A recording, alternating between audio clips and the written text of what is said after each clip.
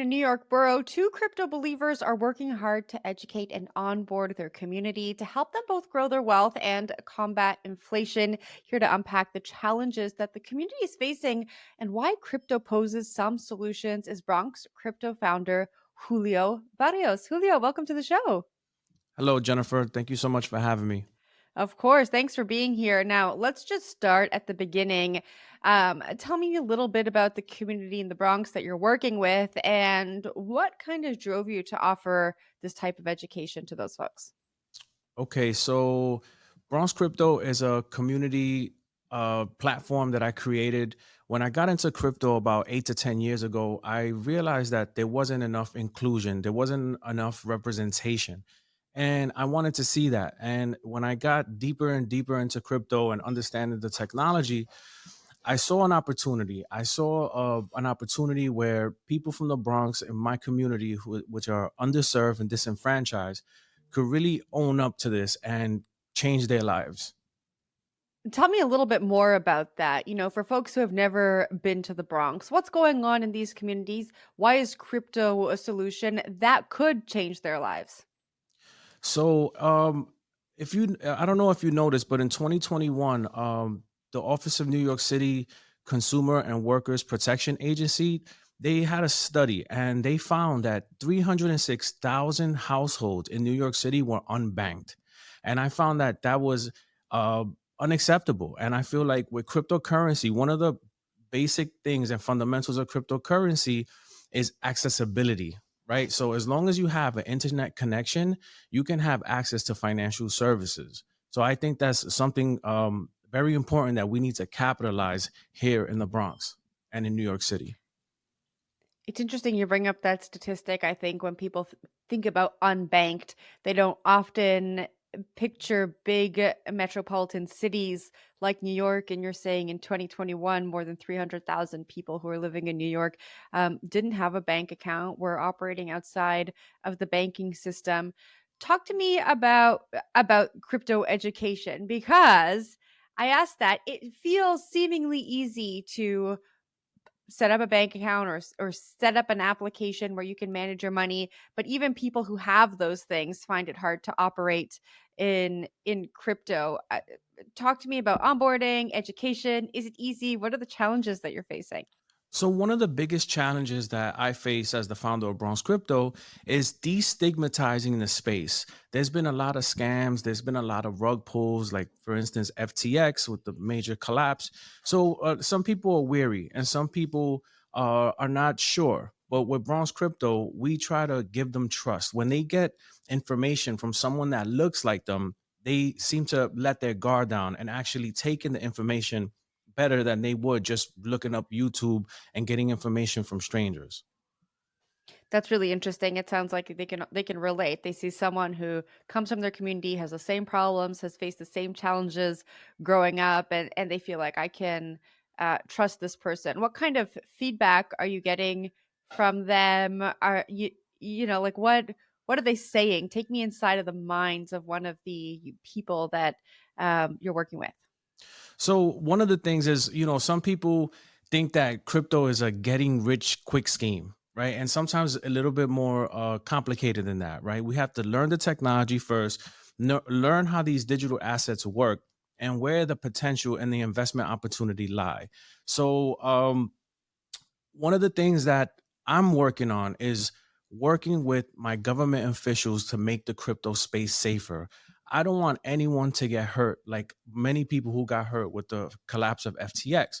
That's why I reached out to Congressman Richie Torres and we together uh, passed an article of legislation called the Crypto Consumer Investor Protection Act and the Crypto Exchange Disclosure Act to make sure that these crypto companies, number one, are solvent, that they do have these assets and this capital in their balance sheets to prevent run on exchanges.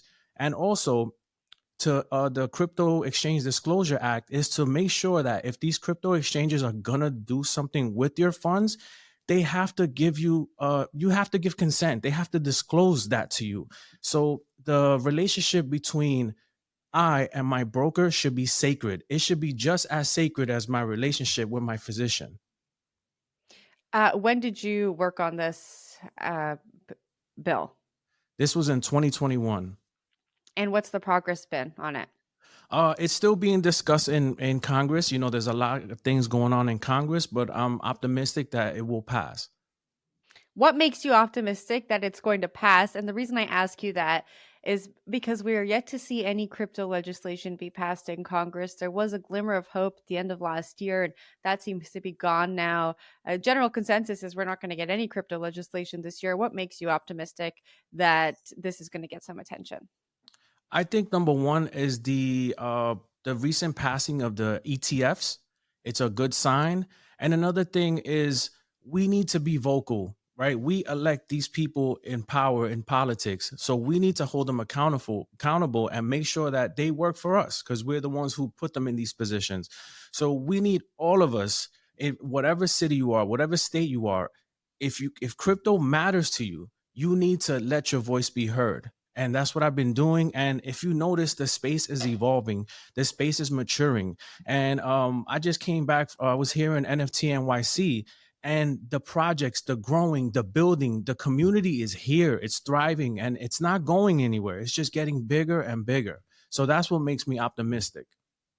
I want to come back to the Bronx now and talk about the people that you're working with. And the reason I want to talk about this is because um, I think about my mom. You know, she is banked, she's not unbanked, but she really just loves cash. Cash is king to her. It's something that she prefers over anything else.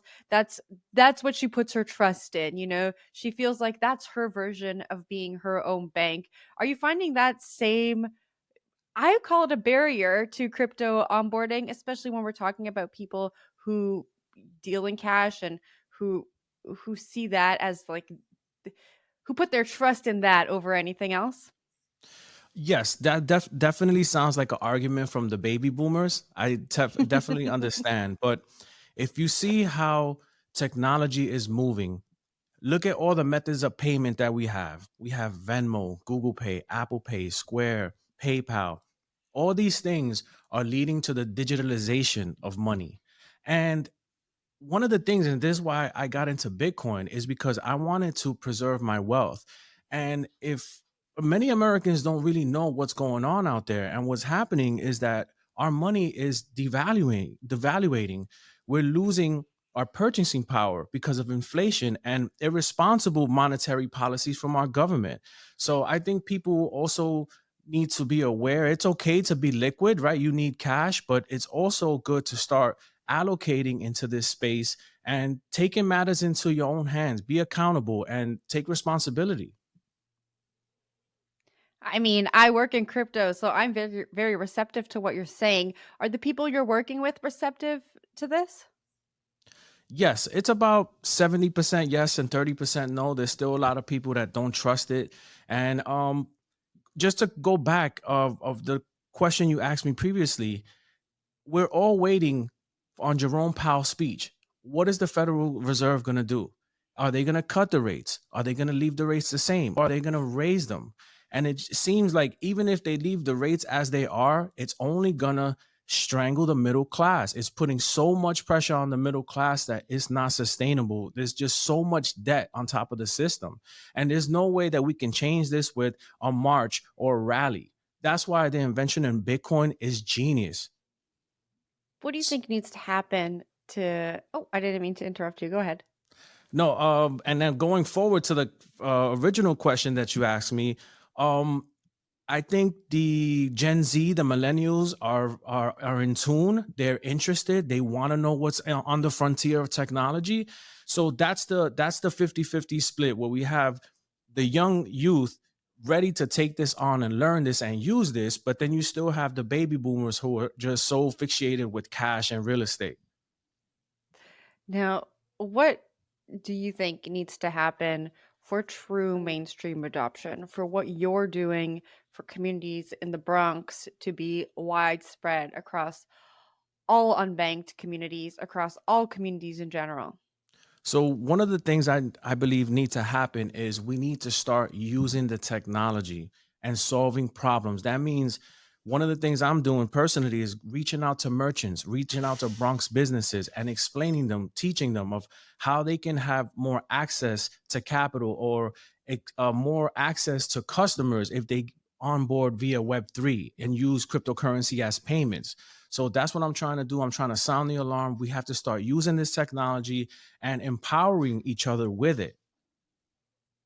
And on the back of that question, what do you think needs to happen to start knocking away some of that stigma you spoke about earlier?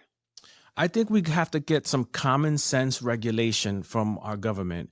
We can't have the laws to be so strict and so tight that they exclude the little guy. We need to have some common sense regulation where, yes, there are some true potentials like money laundering and things like that. But we also have to allow enough skin in the game so that the little guy could participate. And I want to stay on the little guy for just a second. Let's say that regulation in the United States gets more strict. We see the SEC regulating by enforcement. Let's say that clear legislation doesn't come for a number of years. Let's say that crypto companies start to move offshore. We're seeing that happen already. What does that mean for the little guy, do you think? Yeah, that's actually terrible because it's going to push jobs and it's going to push innovation away from the United States. And we need to keep that here. So, if the United States wants to remain on a playing field and stay ahead, they're going to have to embrace these technologies. And we've heard the argument about Bitcoin and it's environmentally unfriendly. But that's not the case. There's a lot of companies using green energy that are mining these cryptos. So that's what we need. We need everyone, all hands on deck, on board approach to make this thrive. Julio, it was such a pleasure getting to know you and what you're doing for your community. Thanks so much for joining First Mover. Thank you so much, CoinDesk. I hope to see you guys in Austin, Texas at Consensus.